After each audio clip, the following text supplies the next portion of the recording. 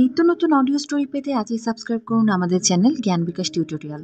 আজকে পড়ছি শারমিন আহমেদের নেতা ও পিতা, পর্ব 15। শহীদ প্রকৌশলী AKM নুরুল হকের স্ত্রী নাসরিন বানু এবং কন্যা হাসু আপার সাক্ষাৎকার। যারা নিভৃতে নীরবে দেশ ও দশের কল্যাণে জীবন উৎসর্গ করেন এবং অকাতরে নিজ রক্তের বিনিময়ে স্বাধীনতার রক্তগোলাপটিকে উন্মিলিত করেন, তারা হলেন মহামানব। এদের অনেকের নাম ও অবদান ইতিহাসে অনুল্লেখিত। শহীদ প্রকৌশলী AKM নুরুল হক এমনই একজন মানুষ যিনি অন্তরালে রচনা করেছেন ইতিহাস। অত্যন্ত মেধাবী, ধীশক্তি সম্পন্ন নুরুল হক পাকিস্তানের টেলিকমিউনিকেশন ব্যবস্থার ক্ষেত্রে নতুন মাত্রা যোগ করেন। ট্রান্সমিটার তৈরিতে পারদর্শী নুরুল হক স্থাপিত রেডিও কমিউনিকেশন সেটগুলো জনযোগাযোগের জন্য ব্যবহৃত হয়। দেশের বাইরেও তার খ্যাতি ছড়িয়ে পড়ে। 1961 সালে তার কাজের স্বীকৃতিস্বরূপ উনি পাকিস্তান সরকারের কর্তৃক তকমা ও ইমতিয়াজ খেতাবে ভূষিত হন।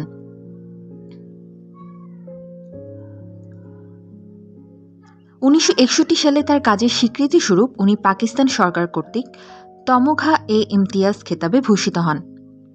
গুণী এই প্রকৌশলী তার আত্মীয় স্বজন, বন্ধু বান্ধব, সহকর্মী ও অধীনস্থ কর্মীদের কাছেও আদরণীয় ও শ্রদ্ধেয় হয়েছেন তার উদার, স্নেহপরায়ণ, দানশীল, ন্যায়নিষ্ঠ ও বিনম্র ব্যক্তিত্বের কারণে। জনযোগাযোগের জন্য তিনি যেমন গড়েছেন টেলিকমিউনিকেশন ব্যবস্থা, তেমনি সাধারণ মানুষের কল্যাণে তিনি প্রতিষ্ঠা করেছেন একাধিক দাতব্য চিকিৎসা কেন্দ্র ও স্কুল। ব্যারিস্টার আমিরুল ইসলামের সাক্ষাৎকার নিতে গিয়ে এই অসাধারণ মানুষটির সম্বন্ধে জানতে পারি। 1971 সালের 29 মার্চ পাকিস্তান সেনাবাহিনী নুরুল হককে তার মহাখালীর TNT বাসভবন হতে উঠিয়ে নিয়ে যায়। উনি ট্রান্সমিটার বানিয়ে বঙ্গবন্ধুকে দিয়েছেন এবং সেই ট্রান্সমিটারের মাধ্যমে স্বাধীনতার ঘোষণা প্রেরণ করা হয়। এই সন্দেহ তারা করেছিল। উনি আর ফিরে আসেননি। 25 মার্চ দুপুরে তিনি আমিরুল ইসলামকে জানিয়েছিলেন যে বঙ্গবন্ধুর নির্দেশে খুলনা হতে ট্রান্সমিটার এনেছেন। আমিরুল ইসলাম যখন জিজ্ঞেস করলেন, আপনি ওয়্যারলেসে কি বলবেন, তা কি আমি বলে দিব নাকি ওটা লিখে দিব? নুরুল হক দৃঢ় কণ্ঠে উত্তর দিয়েছিলেন, আমি জানি কি বলতে হবে। It will cost my life but I will do it. বৃষ্টিস্নাত ঘন সন্ধ্যায় মহাখালী TNT কলোনিতে নুরুল হক প্রতিষ্ঠিত আদর্শ বিদ্যালয় ও আদর্শ মহিলা মহাবিদ্যালয়ের পাশ দিয়ে যখন তার বাসভবনে পৌঁছাই, তখন মনে হলো আমি যেন ফিরে গিয়েছি আমার শৈশব ও কৈশোরের ঢাকা শহরের কোনো এক বাসগৃহে।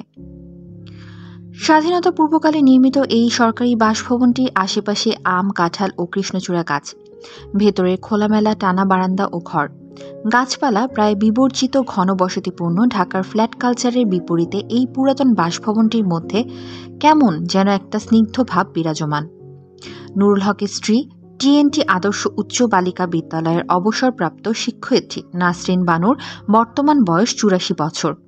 জীবনের বহু চড়াই উতরাই পার করে প্রিয়জনকে হারাবার বেদনা বহন করে জীবনের সায়ান্নে পদার্পণ করা এই শ্রদ্ধাভাজন নারীর মুখ জুড়ে রয়েছে সুগভীর নির্মলতা ও ছায়াস্নিগ্ধ সৌম্যতা। 41 বছর পূর্বে এই বাসা থেকে পাকিস্তানি সেনারা তার প্রাণপ্রিয় স্বামীকে তুলে নিয়ে যায়। ওনাদের একমাত্র পুত্র AKM জিয়াউল হক, বর্তমানে বাংলাদেশ বিমান বাহিনীর উইং কমান্ডার, সে সময় 2 বছরের শিশু মাত্র। শিশুপুত্র ও প্রথম স্ত্রী হালিমা হকের গর্ভে জন্মালো 5 কন্যা। উষা, আশা, নিশা, নিরু ও শাহিন হারায় তাদের বাবাকে। হাসু আপা হারায় পিতৃসম এক মহান ব্যক্তিত্বকে। জাতি হারায় তার এক স্বর্ণ সন্তানকে। নিম্নে নাসরিন বানু ও ওনার কন্যা বনানী বিদ্যানিকেতনের শিক্ষয়িত্রী হাসু আপার সাক্ষাৎকারের প্রাসঙ্গিক অংশ বিশেষ তুলে ধরা হলো। খালাম্মা, খালু তখন কি পোস্টে কাজ করছিলেন? নাসরিন বানু বললেন, ইস্টার্ন ওয়্যারলেস ডিভিশনাল ইঞ্জিনিয়ার ছিলেন। হাসু আপা বললেন, উনি ট্রান্সমিটার বানাতে পারতেন। রক্তঋণ নামে একটি স্মরণিকা প্রকাশ হয়েছিল, সেটাতে ট্রান্সমিটারের ছবি দেয়া আছে। ট্রান্সমিটার বানানোর জন্য পাকিস্তান সরকার তাকে তমঘা-এ-ইমতিয়াজ উপাধি দিয়েছিলেন। খান আব্দুস সবুর খান ছিলেন টেলিকমিউনিকেশন মিনিস্টার। নেপালে যখন টেলিকমিউনিকেশন চালু হয়, সবুর খান আব্বুকে নেপালে নিয়ে যান এবং ওখানে টেলিকমিউনিকেশন আব্বুই চালু করেন। খুবই প্রতিভাবান ছিলেন। তখন তো ইন্টারনেট ছিল না। হাসু আপা বললেন, তখন তো স্যাটেলাইটও ছিল না, অনেকটা হাতে কলমে কাজ করতে হতো। তাকে বিদেশে অনেক ভালো ভালো অফারে নিয়ে যেতে চেয়েছিল, কিন্তু উনি যাননি। কত বড় দেশপ্রেমিক ছিলেন। উনি যা বলতেন তাই শিখেছি, দেশকেই যতটুকু পারি দেব। যখন ওনাকে ধরে নিয়ে যায় তখন আপনি কোথায়? আমি বাসায় ছিলাম না, আমি ইডেন কলেজে পড়তাম ও পুরান ঢাকায় একটা বাসায় প্রাইভেট টিউটরের কাছে পড়তাম। আমরা ইডেন হোস্টেলে থাকতাম ও বংশালে আমরা প্রাইভেট টিউটরের কাছে পড়তাম। ওখান থেকে যাতায়াত করতাম। তখন তো ঠিকমতো ক্লাস হতো না। আমি একদিন পরে জানতে পারি যে আব্বুকে ধরে নিয়ে গিয়েছে, কিন্তু তখনও এই ধরে নিয়েটা যে এতটা ভয়াবহ হতে পারে আর উনি যে ফিরে আসবেন না, এটা কিন্তু ভাবতে পারিনি। ভেবেছি জিজ্ঞাসাবাদ করতে নিয়ে গেছে, আবার চলে আসবেন। খালাম্মা, এই বাড়িতে আপনারা কবে থেকে আছেন? নাসরিন বানু বললেন, 69 থেকে। 25শে মার্চ যখন গণহত্যা শুরু হলো তখন আপনারা কোথায় ছিলেন, কি করছিলেন, এই ঘটনাটি কি বলবেন? আমরা এই বাড়িতেই ছিলাম। রাস্তায় রাস্তায় তখন লোকজনকে মারছে। আমাদের বাসায় খিচুড়ি ও অনেক গোশত রান্না হয়েছিল। অনেক লোক এদিক ওদিক থেকে উঠে এসে খেয়ে গেল। উনি তাদেরকে বললেন, তোমরা গ্রামে চলে যাও। আর্মির মধ্যেও 2-1 জন ওনার ঘনিষ্ঠ ছিল। তারা ওনাকে বলতো, আপনি এখান থেকে চলে যান। কিন্তু উনি বলতেন, আমার এখানে স্টাফ আছে, ছেলে মেয়েরা আছে, আমি কোথায় যাব? সেদিন সকালে উনি টিফিন করেছেন, টিফিন করে অফিসে যাবেন। ড্রাইভারও এসেছে গাড়ি নিয়ে। কোন দিন সকালে? 29 সকালে। আর ওই কদিন উনি ঘরেই ছিলেন? না, ঘরে না, উনি অফিসে গিয়েছেন, এসেছেন। শরীরটা ভালো ছিল না ওনার। এখানেও উনি কাজ করতেন। অফিসের লোকজন তারাও এখানে আসতো এবং এসে কাজ করত। এই বাসাতেই? হ্যাঁ, এই বাসাতেই, এই বারান্দায়। হাসু আপা বললেন, বাড়িটা একটা অফিসের মতো ছিল। আমি তখন ইন্টারমিডিয়েটে পড়ি, মোটামুটি বড়, এবং আমার যে বোনেরা আছে আমাদেরই ভেতরে এই ঘরে থাকতে হতো, কারণ সারা বারান্দা জুড়ে 5-6 টাইপরাইটার। তখন তো আর কম্পিউটার নেই, টাইপিস্ট টাইপ করছে লোকজন। বাড়িটাই ছিল একটা অফিস। উনি যদি শারীরিক কারণে অফিসে যেতে না পারতেন তখন বাড়িতেই অফিস করতেন। আবার অফিসে যতক্ষণ কাজ করতেন বাড়িতে এসেও আবার অফিস করতেন। ওনার অফিসের নাম কি ছিল? ইস্টার্ন ওয়্যারলেস ডিভিশন এবং ট্রান্সমিটিং স্টেশন। তখন তো স্যাটেলাইট ছিল না, এটা ছিল ট্রান্সমিটিং স্টেশন। এটা থেকে সারা ওয়ার্ল্ডে খবরাখবর যেত। আর মগবাজার ছিল রিসিভিং সেন্টার। আর এই মাঠটায়, বাড়ির পাশের মাঠ, তখন বড় বড় মাস্ট ছিল। মাস্টের মাধ্যমে ওগুলো ট্রান্সমিট করা হতো। তখন তো স্যাটেলাইট ছিল না, কিন্তু দূরে দূরে মাস্ট ছিল। মাস্টগুলো দেখতে কেমন ছিল? এখন যেমন মোবাইল ফোনের টাওয়ার, সেরকম দেখতে। 28 তারিখে, যেদিন কারফিউ তুলে নেওয়া হয়, অফিস থেকে খবর দিল এটার দায়িত্বে কে রয়েছে। মিলিটারিরা? হ্যাঁ, ওনার কাছে খবর আসলো, তারপর উনি গেলেন। বাড়ির খুব কাছেই অফিস ছিল, সেখানেই গেলেন। তখন ওরা ভালোই আচরণ করলো। বলল যে তোমরা কাজ চালু করো, তোমার স্টাফদেরকে ডাকো, ডেকে সব নর্মাল করো, নর্মালি কাজকর্ম চলবে, ভয় পাবার কিচ্ছু নেই। তখন উনি লোকজন যারা এখানে ছিল তাদেরকে ডেকে নিয়ে অফিস চালু করলেন।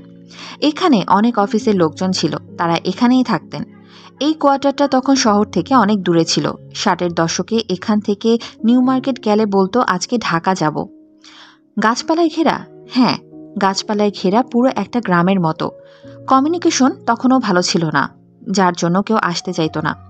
কখন রাত বিরাতে দরকার হয়, নাইট ডিউটি থাকতে পারে, তারা ভোরবেলা বাড়িতে কি করে ফিরবে, এই জন্যই এখানে কিছু কোয়ার্টার হলো। তো তাদেরই ডেকে নিয়ে অফিস চালু করা হলো। তারপর খালাম্মা, 29 তারিখ সকালে কি হলো? নাসরিন বানু বললেন, 29 তারিখ সকালে উঠে উনি নাস্তা করলেন। কটার সময়? হাসু আপা বললেন, 8টা-8:30 হবে। নাসরিন বানু বললেন, হ্যাঁ, এরকমই হবে। উনি নাস্তা করে রেডি হলেন। গাড়িও এসেছে, ড্রাইভারও এসেছে, কিন্তু দেখা যায় যে আর্মি এসে চারিদিক থেকে ঘিরে ফেলল। হাসু আপা বললেন, সামনে একটা জিপ, পেছনে কনভয়। জিপটা যখন এসেছে মারা বুঝতে পারেনি, ভেবেছে অফিসের এরাই এসেছে। কিন্তু যখন কনভয় থেকে নেমে পুরো বাড়ি ঘিরে ফেলেছে তখন বুঝতে পেরেছে যে এটা অন্য কিছু ছিল, আর্মির ভিন্ন কোনো দল। নাসরিন বানু, তখন উনি আমাকে বললেন যে ওরা ট্রান্সমিটার বলে আমাকে নিয়ে যাচ্ছে, তুমি একটু রিজভি সাহেবকে টেলিফোন করে দিও। রিজভি সাহেবকে? উনি জেনারেল ম্যানেজার ইস্টার্ন ওয়্যারলেস জোনের। হাসু আপা বললেন, MW রিজভি। উনি কি পাকিস্তানি নাকি অবাঙালি নাকি বাঙালি? নাসরিন বানু বললেন, হ্যাঁ, পাকিস্তানি। ওনাদের সাথে আমাদের বেশ ঘনিষ্ঠতা ছিল, আমি ওনাকে টেলিফোন করি। টেলিফোন ডিসকানেক্টেড, ওনাকে পাই না। পরে শুনেছি ওনাকে নিয়ে ওরা আর্মির মিটিংয়ে আটকে রেখেছিল, যাতে কোনো ধরনের কোনো যোগাযোগ করতে না পারে। আমাদের ওখানে আর একজন ছিল রোজারিও, তাকেও ধরে নিয়ে গেছে। রোজারিও ওনার ঘনিষ্ঠ ছিলেন, উনি ছিলেন অ্যাসিস্ট্যান্ট ইঞ্জিনিয়ার। এদিকে ড্রাইভার বলছে আপনারা কেন থাকলেন, কেন চলে গেলেন না? আমাদের দেশের সব ব্রেনগুলো নিয়ে যাচ্ছে। কোন ড্রাইভার? আর্মির ড্রাইভার, কিন্তু বাঙালি। তখন ওরা ঘরে ঢুকে সার্চ করছে, এদিক ওদিক ঠোকাঠুকি, কাজের ছেলেদের নিয়ে গিয়েছে। আমার দেবররা ছিল এই ঘরে, ওদেরকে নিয়ে গিয়েছে, ওদেরকে নিয়ে মাঠে শুইয়ে রেখেছে। হাসু আপা বললেন, তখন এখানে খোলা মাঠ ছিল, কৃষ্ণচূড়া গাছ এখনও আছে একটি। এই গাছের নিচে মাঠের মধ্যে শুইয়ে রেখেছে। আমার 2 চাচা ছিল ও কাজের লোক ছিল। চাচা আপনি চিনবেন, খন্দকার রাশেদুল হক, আমিনুল হক বাদশার ছোট ভাই। আপন ভাই? না, কাজিন। আপনার আব্বার ফার্স্ট কাজিন? হ্যাঁ। বাড়ির সব পুরুষ মেম্বারকে শুইয়ে রেখেছে, আর তো কেউ নেই। আর হচ্ছে মা আর আমার ভাই, ওর তখন 2 বছর বয়স। খালাম্মা, তারপর ওরা কিভাবে ওনাকে নিল? বেঁধে নিল? নাসরিন বানু, না, বেঁধে নেয়নি।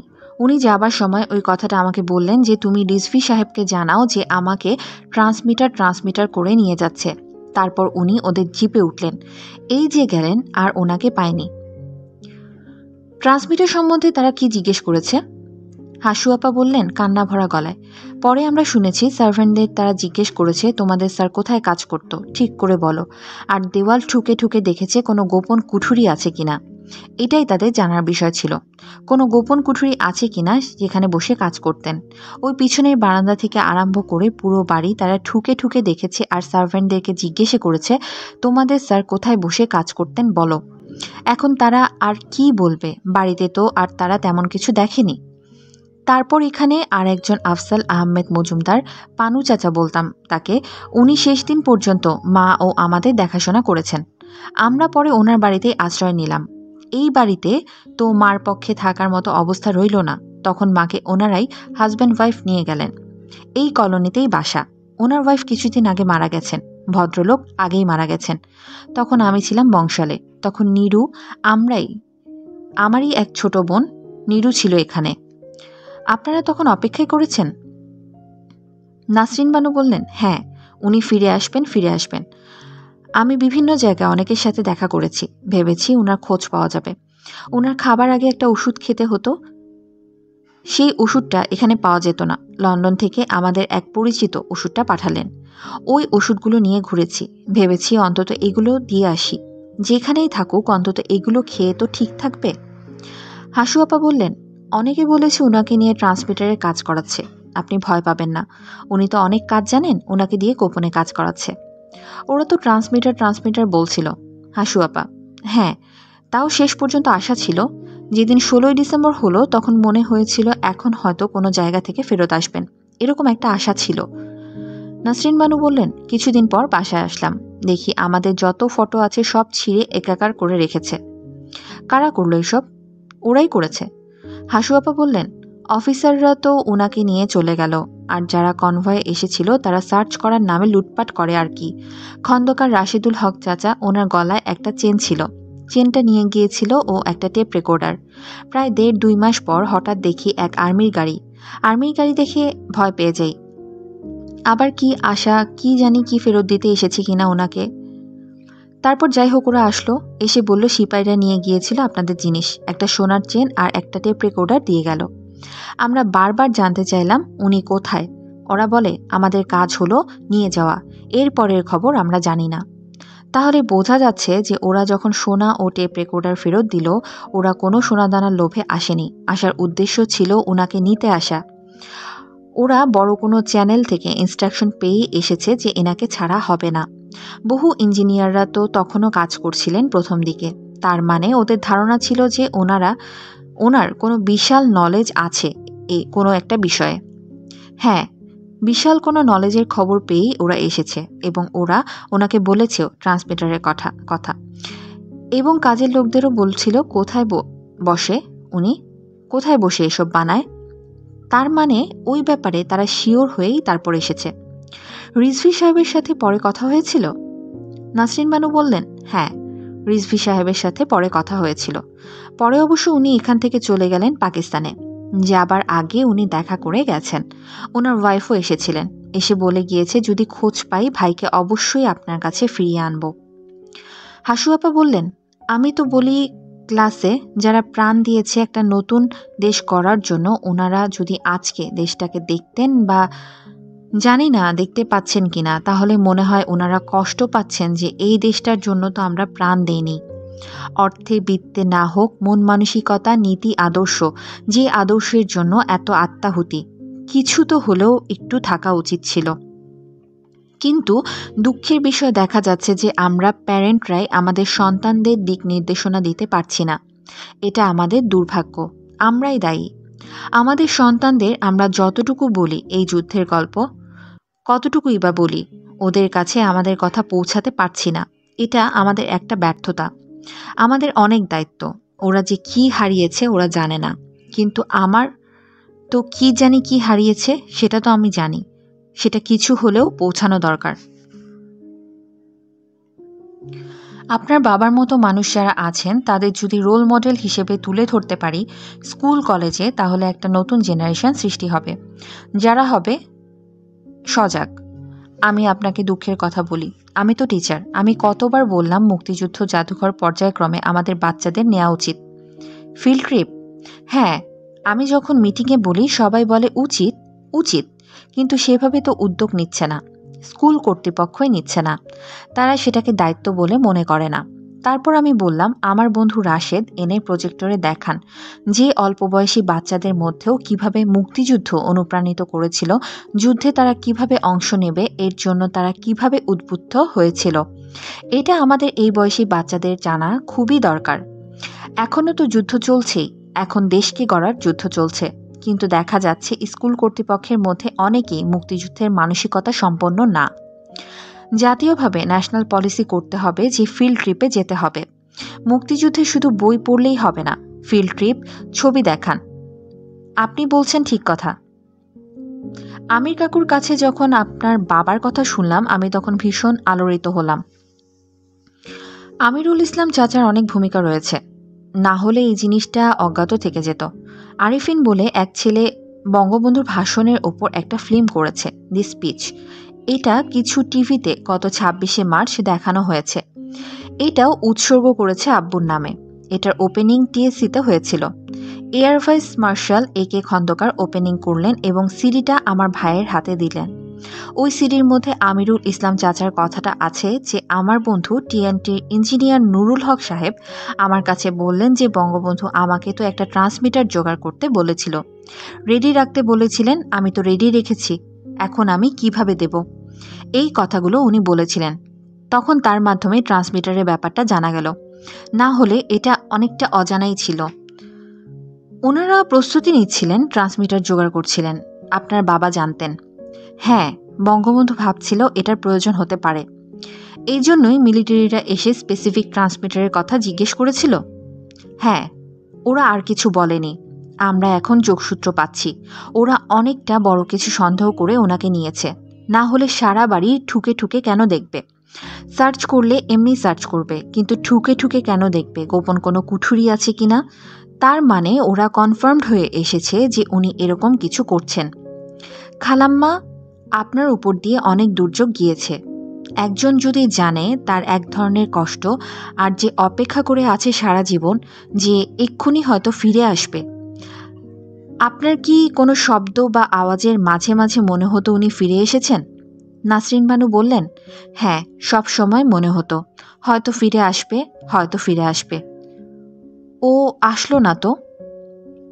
ভিডিও সাক্ষাৎকার, রোববার 8 জুলাই 2012। এরপর আসা যাক সাংবাদিক জহুরুল হকের সাক্ষাৎকার। সাবেক রিপোর্টার, মর্নিং নিউজ, আদিনিবাস, খুলনা, বাংলাদেশ। 1973 অথবা 1974 সালে বাজারে 2 টাকা স্ট্যাম্পের তীব্র সংকট দেখা দেয়। কালোবাজারিরা স্ট্যাম্পের কৃত্রিম সংকট তৈরি করে 2 টাকার স্ট্যাম্প 50 থেকে 100 টাকায় বিক্রি করত। এরকম সময় তাজউদ্দিন সাহেবের পিআর আব্দুল আওয়াল সাহেব আমাকে মর্নিং নিউজ অফিসে ফোন করে বললেন যে মন্ত্রী সাহেব এক জায়গায় যাবে, উনি আমাকে সঙ্গে নিতে চান। আমি রিপোর্টার হিসেবে তাজউদ্দিন সাহেবের অনেক অনুষ্ঠান কভার করতাম, সেজন্য আওয়াল সাহেব আমাকে ভালো জানতেন। তাজউদ্দিন সাহেবও আমাকে পছন্দ করতেন। আমি নিউজ এডিটরকে জানালাম যে মন্ত্রী সাহেবের সঙ্গে এক জায়গায় যেতে হবে। উনি সঙ্গে সঙ্গে অনুমতি দিলেন। তাজউদ্দিন সাহেব, ওনার প্রাইভেট সেক্রেটারি আবু সাইদ চৌধুরী সাহেব, এসপি ও ডিসি সহ আমরা ঢাকা কোর্টে গেলাম। প্রথমে আমরা সচিবালয়ে গিয়েছিলাম। আমার সঙ্গে বাসস ও বিসিআই এর সাংবাদিকরাও ছিলেন। সচিবালয় থেকে তাজউদ্দিন সাহেব সহ ঢাকা কোর্টের চত্বরে। সেখানে মুহুরিরা বসে দলিল লেখে ও স্ট্যাম্প বিক্রি করে। তাজউদ্দিন সাহেব সরজমিনে দেখতে এসেছিলেন যে সত্যি স্ট্যাম্পের সংকট রয়েছে কিনা। উনি আড়ালে দাঁড়িয়ে আমাকে বললেন যে আপনি বিক্রেতার কাছে যেয়ে 2 টাকার স্ট্যাম্প চান। আমি ওনার কথা অনুযায়ী বিক্রেতার কাছে 2 টাকার স্ট্যাম্প চাইতেই সে বলল যে স্ট্যাম্প নেই। সেই মুহূর্তেই তাজউদ্দিন সাহেব সেখানে উপস্থিত হয়ে বিক্রেতাকে বললেন, স্ট্যাম্পের বাক্স খুলুন দেখি। বিক্রেতা ঘাবড়িয়ে বাক্স খুলতেই দেখা গেল বাক্স ভর্তি 2 টাকার স্ট্যাম্প। তাজউদ্দিন সাহেব তখন আমাকে বাদী করে বিক্রেতার বিরুদ্ধে কেস করলেন, কিন্তু জানতে পারি যে তৎকালীন পাট প্রতিমন্ত্রী মানিকগঞ্জের মোসলেউদ্দিন সাহেবের হস্তক্ষেপে তার আত্মীয় বিক্রেতা রেহাই পেয়ে যায়। মনে হয় সেটা 1973 সাল। কালিয়াকৈরে তাজউদ্দিন সাহেব কৃষি ব্যাংকের শাখা উদ্বোধন করলেন। শামসুল হক সাহেবও সেখানে ছিলেন। উনি তখন প্রথম সারির একজন নেতা। যতদূর মনে পড়ে তিনি সমবায় মন্ত্রীও ছিলেন। শাখা উদ্বোধনের পর খবর এলো কে বা কারা 2 জনকে গাছের সঙ্গে বেঁধে গুলি করে হত্যা করেছে। তাজউদ্দিন সাহেব তৎক্ষণাৎ আমাকে নিয়ে প্রেস ইনফর্মের ডিপার্টমেন্টের একজন ফটোগ্রাফার ও কয়েকজন সাংবাদিক সহ ঢাকায় ফিরে আসার পথে নিহতদের দেখতে যান। গুলিবিদ্ধ লোক দুটি তখনও গাছের সঙ্গেই বাঁধা। তাদের ফটোসহ হত্যাকাণ্ডের খবর মর্নিং নিউজে ছাপা হয়েছিল। শ্রমিক লীগের অন্তর্দ্বন্দ্বের কারণেই ওই দুটি নির্মম হত্যাকাণ্ড ঘটে। 26 অক্টোবর 1974 সালে তাজউদ্দিন সাহেব রিজাইন করেন। ওই দিন দুপুরে আমি কাজ থেকে বাসায় এসে বিশ্রাম করে প্রেস ক্লাবের দিকে রওনা হই। আমি শান্তিবাগ থেকে প্রেস ক্লাবে যাওয়ার পথে তাজউদ্দিন সাহেবের পিয়নের সঙ্গে দেখা হয়। পিয়ন বলে যে আমার স্যার আজকে রিজাইন করেছেন। কথাটি শুনে আমি প্রেস ক্লাবে না গিয়ে বিকাল 4টার দিকে ওনার হেয়ার রোডের সরকারি বাসায় পৌঁছাই। সেখানে যেয়ে দেখি তাজউদ্দিন সাহেব খুব ভালো মুডে সবার সঙ্গে কথাবার্তা বলছেন। ওনার পাশে রাশিয়ার সাবেক রাষ্ট্রদূত কালিয়াকৈরের শামসুল হক সাহেব, ডক্টর কামাল হোসেন ও আরও কয়েকজন বসা। কিছুক্ষণ পর ব্যারিস্টার মওদুদ আহমেদ ও বাসসের এক সাংবাদিক আসলেন। মওদুদ আহমেদ হেসে বললেন, তাজউদ্দিন সাহেব, চলেন আমরা একসঙ্গে ল ফার্মের ল প্র্যাকটিস করি। সেদিন তাজউদ্দিন সাহেবের খুশিভরা চেহারা দেখে মনে হয়নি যে উনি এত বড় পদ থেকে সদ্য রিজাইন করেছেন।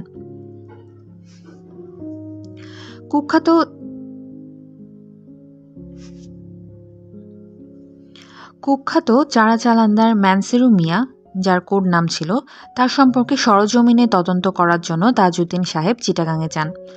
তাজউদ্দিন সাহেব আমাকে সঙ্গে আসতে আমন্ত্রণ জানিয়েছিলেন, কিন্তু আমি যেতে পারিনি, কারণ আমাকে গণপূর্তায়ন মন্ত্রী মতিউর রহমানের 2টি মিটিং কভার করতে হয়েছিল। একই হেলিকপ্টারে তাজউদ্দিন সাহেব ও মতিউর রহমান সহ আমরা প্রথমে নোয়াখালীর রায়পুরায় যাই। আমাদেরকে সেখানে নামিয়ে দিয়ে তাজউদ্দিন সাহেব চিটাগাঙে চলে যান। 13 জুলাই 2010। নিত্য নতুন অডিও স্টোরি পেতে আজই সাবস্ক্রাইব করুন আমাদের চ্যানেল জ্ঞান বিকাশ টিউটোরিয়াল। ধন্যবাদ।